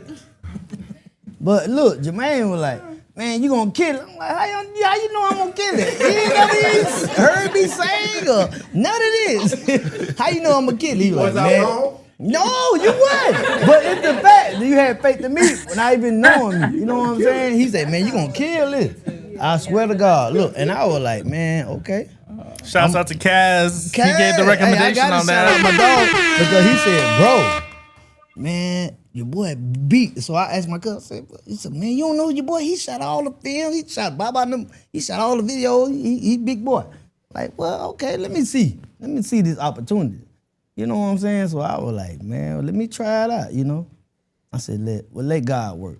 You know, you never know what, you know, God got in store for you. Somebody else might see, you know, your talent that you don't think you capable of doing. So I was like, well, let me try it out. You know what I'm saying? Well, I talked to y'all through the phone. So he said, man, just come on. I said, man, I ain't gonna make it. He said, man, let me know if you gonna make it. I said, nah, myself, man, let me go. I said, man, D, them kids, they go, man, I ain't think, they go head on. Let me go, you know what I'm going, let me go see what, you know what I'm saying, what I can do. And hey, and it was nice, and I appreciate you guys, opportunity that y'all gave me. And this cast, hey, y'all gave me great love. Yeah. Hey, you won up, but you said, man, come on here. You tucking me up and get me all groomed up. I said, well, she was the mama. Hey, she was the mama. So I was like, okay. And I said, okay. Let me go in here and this experience I had, and I appreciate you guys for all this, you know what I'm saying? And I was like, man, okay, let me do this. Hey, Jermaine, can you give us a little taste? Or no? Give me a little taste. Get you a little taste. Can I give it? No. Oh, I'm talking about Bo. Can Bo give us a little taste but from the movie? Say it. Hold on. Come on. Cause hey, you hype me up. You my hype man. Hype me up. And look, no, your boy was like, man, I was like, okay, this from the movie Glory. So I just heard that. He was like, freestyle, do what you do. I was like, man, I'm just coming in. I don't know how to do. Oh, hold on, wait. I can't freestyle. So he just said, hey, say this. Oh my Lord, Lord, Lord, Lord. Oh my Lord, Lord, Lord, Lord. Oh my Lord, Lord, Lord, Lord. Oh my Lord, I'm coming. Lord, Lord, Lord. Now, hey, let's go ahead. Hey, say it. Hey, this was the best experience I ever had in my life. Cause you know, I sung in the church choir, you know. But man, it was nice for me. I stood, you know what I mean? I stepped out on faith, so hey. And I appreciate it, you know what I'm saying? Y'all people, man, y'all was a blessing to me. I ain't never met you guys until that night. And guess what? I stepped out on faith, and when we got together, it seemed like I knew you people for a long time. I ain't lying, because this is my role. But you know, my personality and all that, you know, I get along with people, I'm humble. And I met some good, beautiful people. And all y'all, I appreciate you guys. I mean that from the bottom of my heart now. I ain't kidding. That speaks to Yeah. leadership. Yeah, my God. Directors and producers. Yeah. It really speaks volumes to how Good though, come on. y'all can bring people together that that didn't even know each other. Yep. And all of a sudden now it's like, That's man. amazing, man. Yeah. And the way everything pulled together, I was just in awe when I watched it, because it's parts I'd never seen before. So I was sitting there, I was like, man, I said, you know what? So that's when I said, okay, look, let me see, what could I have done differently? And that's why I say, if there's ever another opportunity, this will be something I will always be able to draw from. Yes, sir. Even in understanding what happens behind the scene when directors and the producers are having discussions. You know, I don't need to get caught up in the middle of it. I just need to know at the end of the day, what do y'all want me to do? What vibe should I be getting out there? And that's how you ask those questions. But that couldn't have happened without the leadership that y'all have shown during the producing of this movie. So that's why I echo what he said. It was awesome. And if I can piggyback just a little bit off of what our singer was saying. You have to get in the shot, bro. Yeah, come on, boss man. Come on, man. Switch it up. Yeah, you gotta get in the shot, baby. And if I can piggyback off of what our big man was saying, our singing soldier, for everything that happened with our scenes, it was such a delight to, even though I didn't know anybody, for the first time when I met Bo, it was a complete surprise because they had to do a secondary shoot because I had already left by the time he had shown up. So then they were like, "Hey, we need you to come back for a small little reshoot." And I was like, "Oh, okay. Well, what are we doing?" And they were like, "The guy you're gonna be working with, he's a great dude." I finally got to meet him. I was like, "Yo, so I hear you're gonna be part of this," and he was like, "Yep." So, but it's the fact that, for the limited amount of people that I did meet, and then to go to the premiere and meet everybody, and even though we were all in different characters during the shooting, we were all in different time periods, we were all shot on completely separate days probably. Yeah. We all hung out during that premiere acting like we had known each other, and this was like a project that we were just like a reunion of some sort. So yeah, that was great for me, and that was great for, I believe, the community. I'm always down to do another film for y'all. If we have a great cast. Come on, Jay. I mean, don't say that. We gotta find out. We gotta find out what happens. What happens when he goes back to Atlanta? Does he continue to spread the word?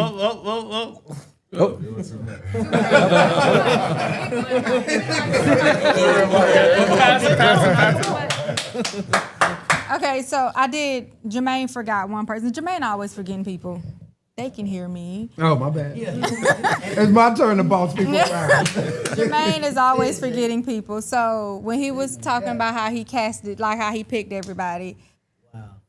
Yeah, we had a star in mind, but he got a job offer for something that he just couldn't pass up. So we needed a star, and Jermaine called me. He was like, "We need somebody," and I was like, "I got the perfect person." And he was like, send me his picture, send me his Facebook, send me his Instagram. I just need to see everything. So I sent it over, and Jermaine said, "Let's go."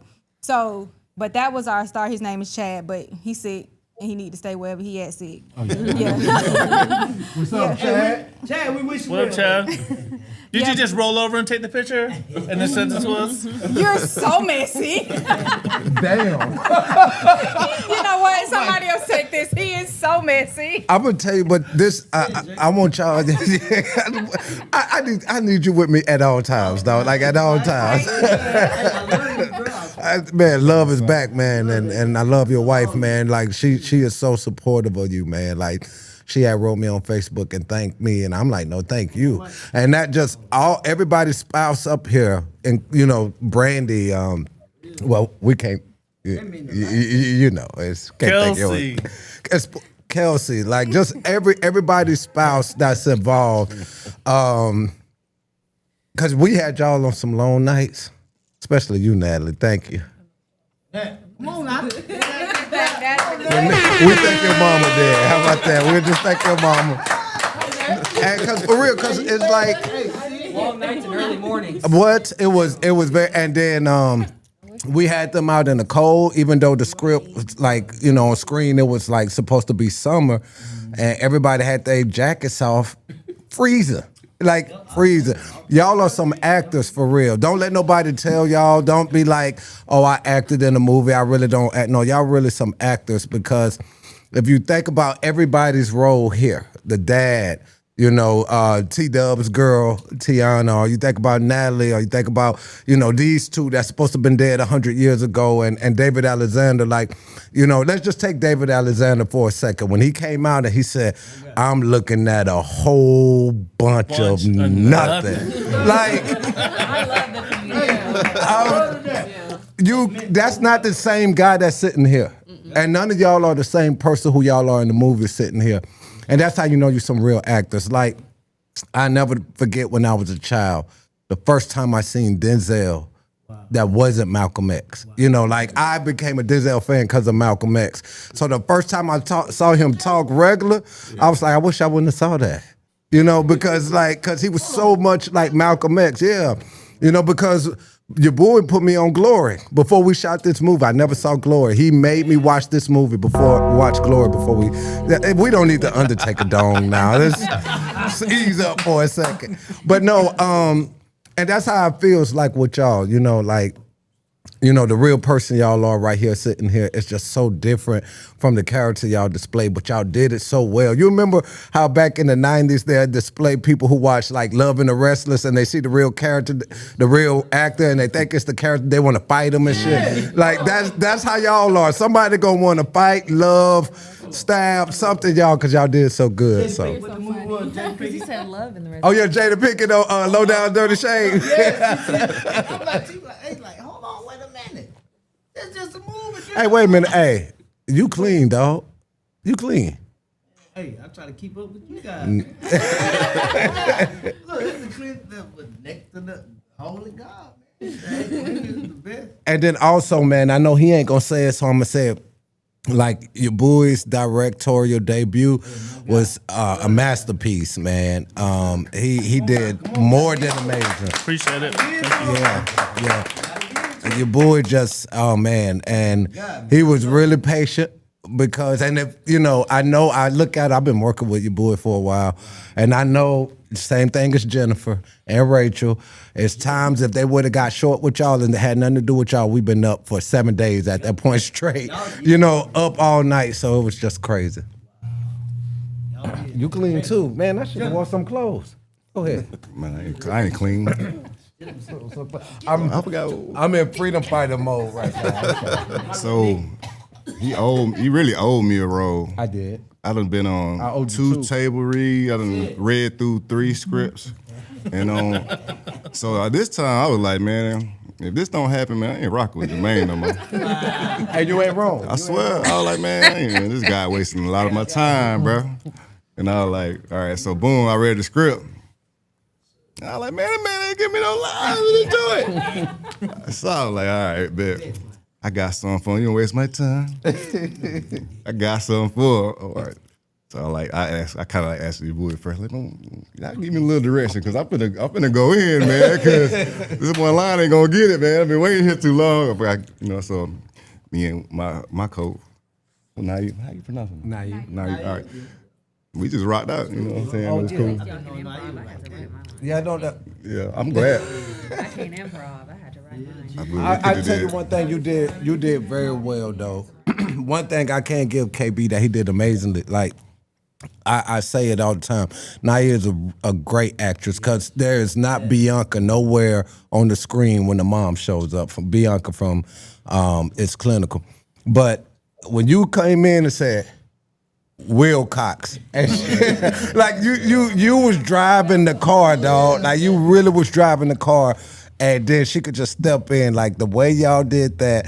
And one thing I noticed about Chad, because like we all know, this was Chad's first time acting, and as the movie went, he got stronger and stronger.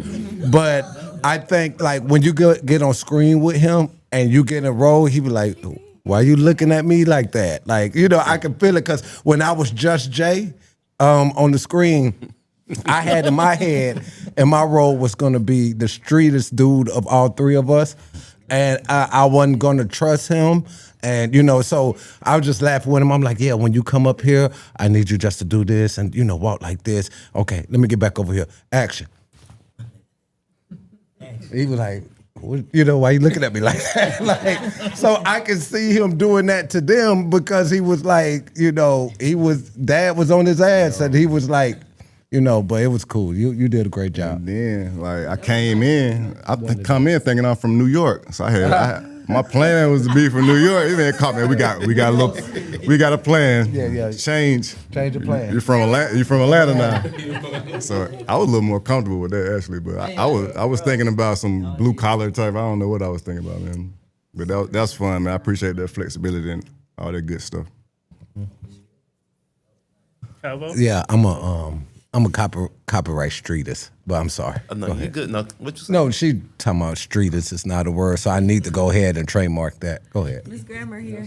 That's literally what they called me, was Miss Grammar. Grammar check. Yeah, grammar check. That's what it was. You yeah. was checking people's I grammar. was checking people's grammar. They need to listen. All day. Hey, look, shout out to Lars too, man. Shout out to Lars. I really want to shout out Lars. I went to school with Lars, and I was really blown away when he showed up that day to shoot that last scene. That was the first shot in the movie, and he did amazing getting into it with you, deciding if they was gonna go kill them certain group. I wasn't gonna say it. I was just gonna. I'm not giving it away. Nothing. Y'all need to come out on the 19th, which is next week, next Friday. That's a Friday. Okay. Yeah. Yeah, y'all come out, man, because y'all gonna love it. But get 12:16, thank you. 12:16, 9 o'clock. Y'all get there early, I ain't gonna lie, because I think like there's limited seating, and I know a lot of people that's coming. So like I ain't saying that just to say that. I don't want nobody mad at me. So, you know. But if y'all don't make it, then we could do a third screen. Yeah, true. Hey, you can keep on sequel, baby. I love this man, though. Hey man, hey, I appreciate Why'd you put that on my face? Cause you. I'll just hold it. Right. You gotta come. All right. No, so now that the film is over with, right? What is before we get ready to close it out? What is one thing that y'all can take away from the film that or that y'all feel like y'all can take from the film with y'all? What is something Let's that? start with Tammy on that one. Yeah, Oh, Tammy here too? yeah. Tammy here. Hey. Jeez. Hey, let me. Can I say something real quick? Cause I ain't know Tammy was up. Hey, I was like, I ran across Tammy's Facebook page. I already known Tammy for a while. Me and her chop it up all the time. She's an amazing producer, award winner. But I just saw her post, and I went to you, boo. I said, "Hey, what if we gave David Alexander a wife?" And he was like, "Come on, bro." I was like, "No, hear me out," And Tammy showed up and did her thing. Okay, sorry about that. That's okay. Thank you. But I just wanted to say that this movie just proves that Pensacola has some amazing talent. And I'm very proud to be originally born and raised here all my life. And it's awesome to see how much talent we have here to make something like this come together in a month. Y'all just don't know. This is brilliant. And I'm happy to be a part.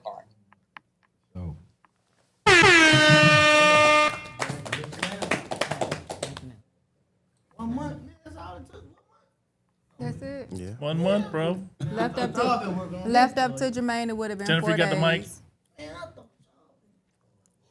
Hey, Jennifer. Oh, sorry. What I took away from it is I've done it before and I'll do it again.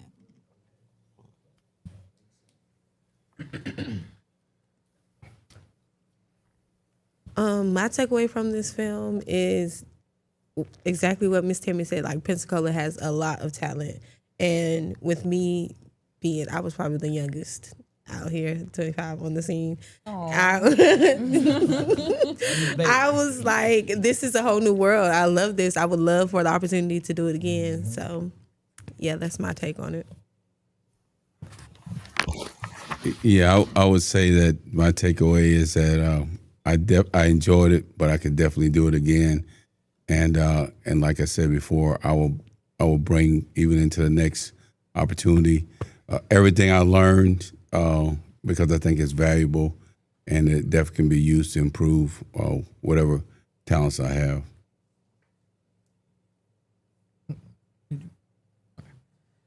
I would say that my takeaway is exactly like what Jennifer said. I've done it before. Would definitely do it again. I'll do it 100 times over.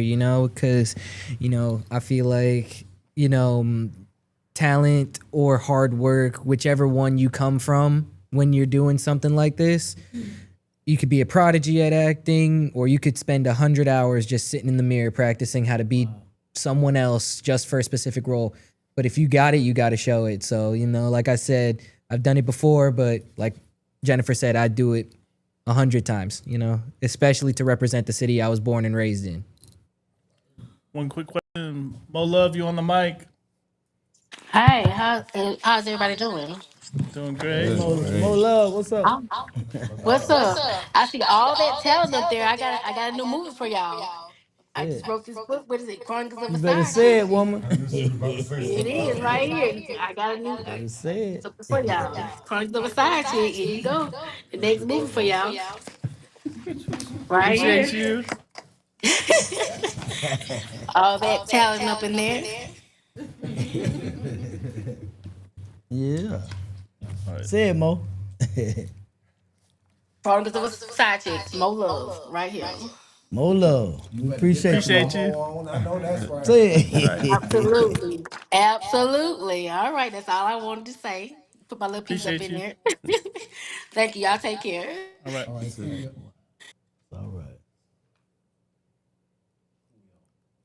You good? Oh, me? Oh, okay. My bad. I know I ain't started, so, but hey. Yeah, but my takeaway is just, hey, just opportunity. You know, I ain't planning for it. It was just sent from him, you know what I'm saying? So I just appreciate it, you know. I was dedicated to it. I was like, well, I'm coming, you know? So I'm appreciative. But okay, you got to start something. Though. Don't they got to start something? That's what I'm saying. Let me start. That's what I'm saying. You know, once we get the feel, We gonna drop an album, bro. I heard your mixtape with the. This ain't gonna be Willow. the last stop though. You know what I'm saying, Jay? Like you said, this just the beginning. You know. I heard you and Willow on a rap song. Oh yeah. Yeah, See, you were singing, I thought you were y'all singing out heard the closet. Yeah. And Willow was rapping. Yeah, man. I got some few jams, but you know, man, I'm getting up there, man. I'm 47, man. Hey. What's up, Rachel? What's up, Rachel? You on the mic, Rachel? We're gonna be the Just get me on there. Any final thoughts? Yeah. Huh? Any final thoughts?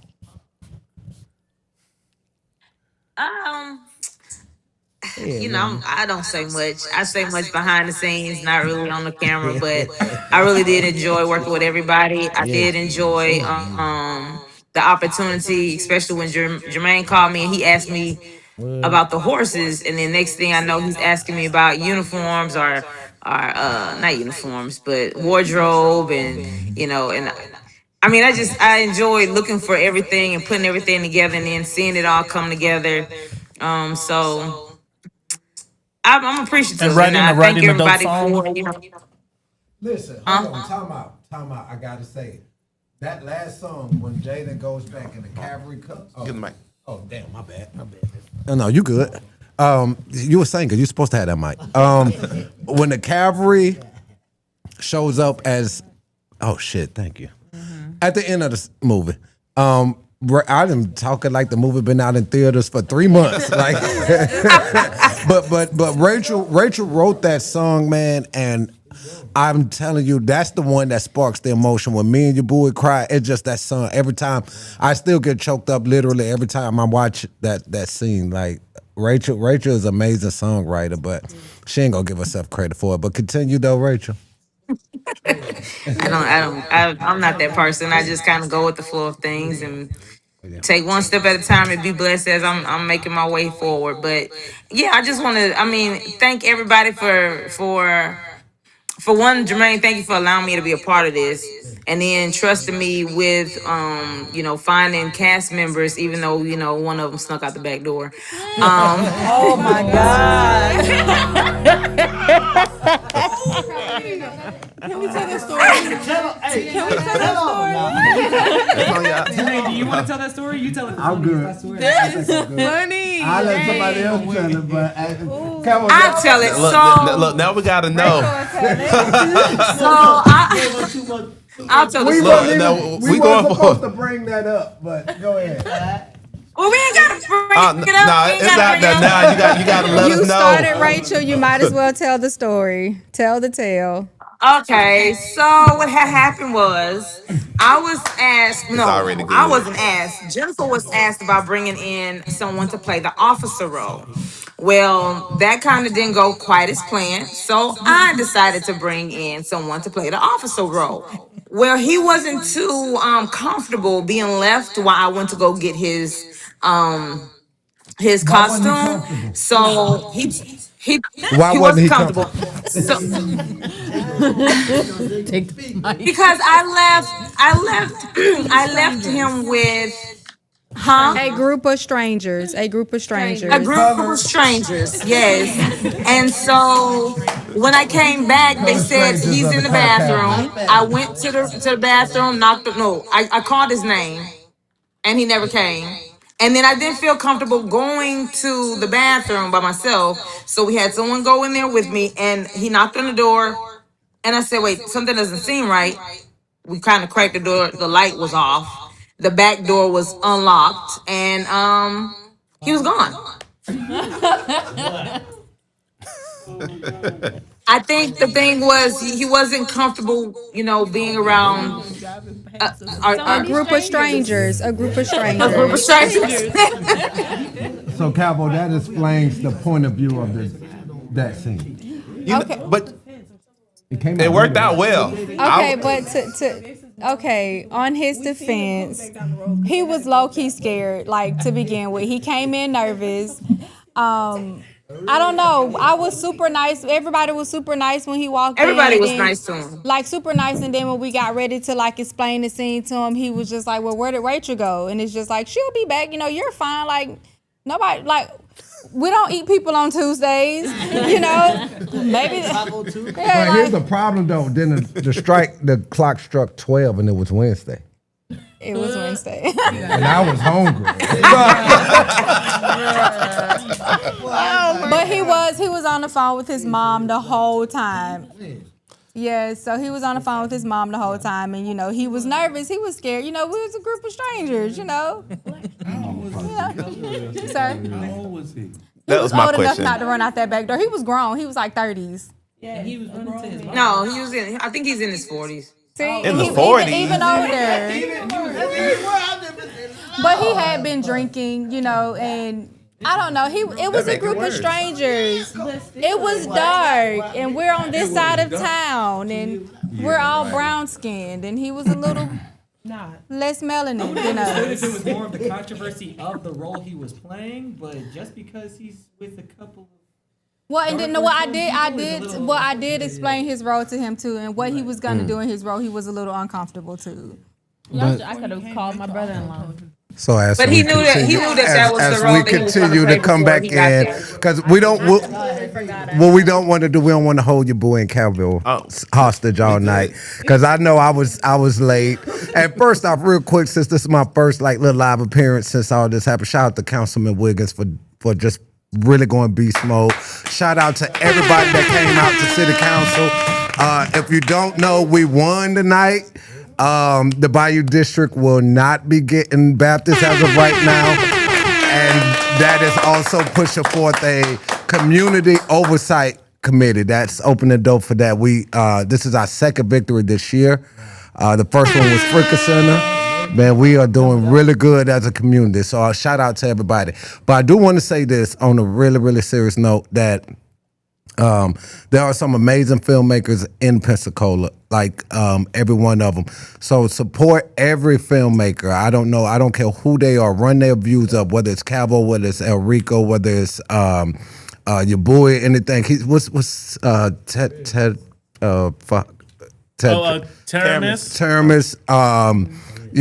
Every Maverick. filmmaker, especially Maverick. Run those views up for every filmmaker. Might not see eye to eye with them all the time, but that don't mean we ain't beefing like that. Run their views up. Are you? Come on. Okay. Thank you. Hey, I love that. I just wanted to say that because this is a platform. All right, Mama. Give me that mic. Let me. I just wanted to say that.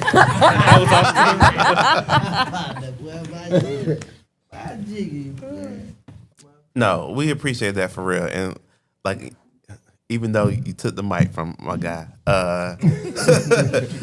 no, but seriously, that's what we preach on here. Because it's a lot of people out here making films, right? And if you don't put people on, you don't know anything about it, right? And then even with Jermaine coming out here, is it Tajay? Mm-hmm. All right. See, she didn't know Jermaine was making films. She mentioned that earlier, but the fact that he reached out, she got more involved. And so there really is a good and big film local community around here, and several people just along the Gulf Coast who are out here making films. And so from what I've gathered from everybody, this is not your last film. Oh no, what? Right. It's the beginning. If you're a filmmaker, y'all, and you got a project, I don't care who you are, beginning, advanced, and you in the middle of pre-production, you better grab some of these people, all of them. They are amazing to work with. For the most part, they be on time. I'm just playing. I'm just playing. These are amazing. Listen, and I tell you what, this cast did not belong to J and J Films, your boy Media, Sato and Soul. None of that. These are actors, and they are ready to work. You better get in touch with them. If you need their contact, holla at me, holla at your boy, holla at Jennifer Rachel. Everybody's manager. I put my name on every single body that's in this film, so for sure. All right, while you got the mic, go Yes, ahead and plug in for the next premiere. No, I let your boy do that because I'm a trip over that. Your boy gonna spit it out. Spit it out, Jay. Oh, here we go. Y'all gonna embarrass me. It's gonna be at 12/16. December. Look at that. Well, you are no help. 12/16, December the 19th at 9 p.m. 12/16, 9 p.m. Show starts. Doors open. Show starts at 9:30. 9:30 promptly. Promptly. $20 at the door. Limited seat. And if I was you, I'd get there at 9. No, yeah, I get there at 9 for real. And we're gonna have Q&A. We're gonna have some actors for you. We're gonna have a nice Q&A.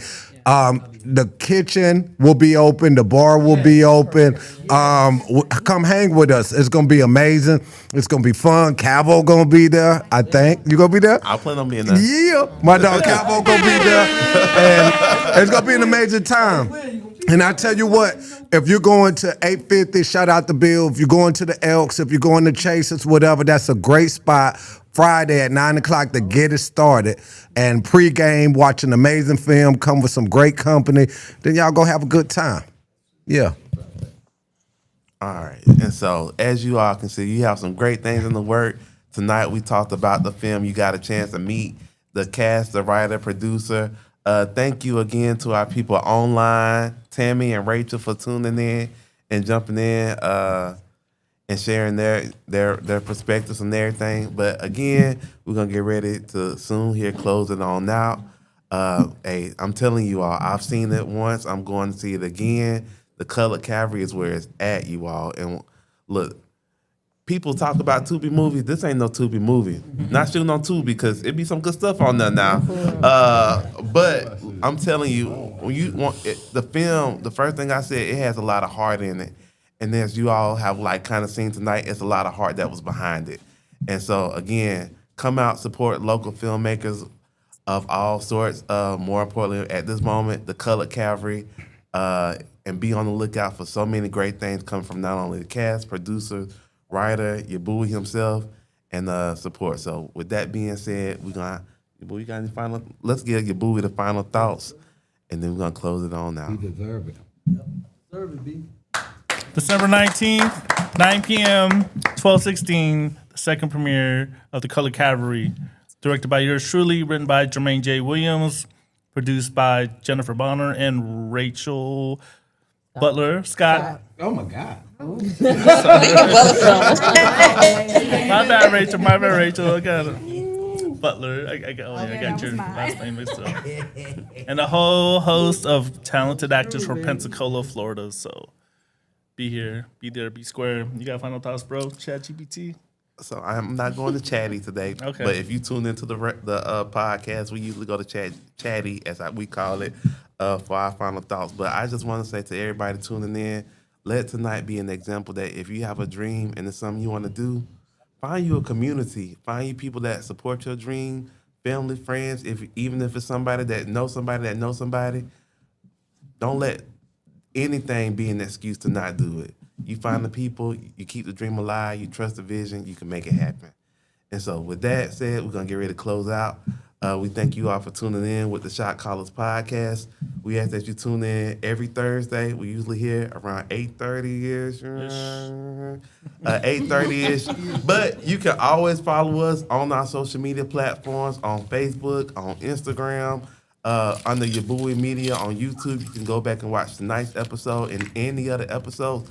Also, the holiday season coming up, so we know you're going to be traveling. You can listen to us on Apple Podcasts and Spotify. So with that being said, we hope y'all have a good night. We thank y'all for tuning in, and call the shots again on the Shot Callers Podcast. All right. Your Bowie, they waiting on who next. They waiting.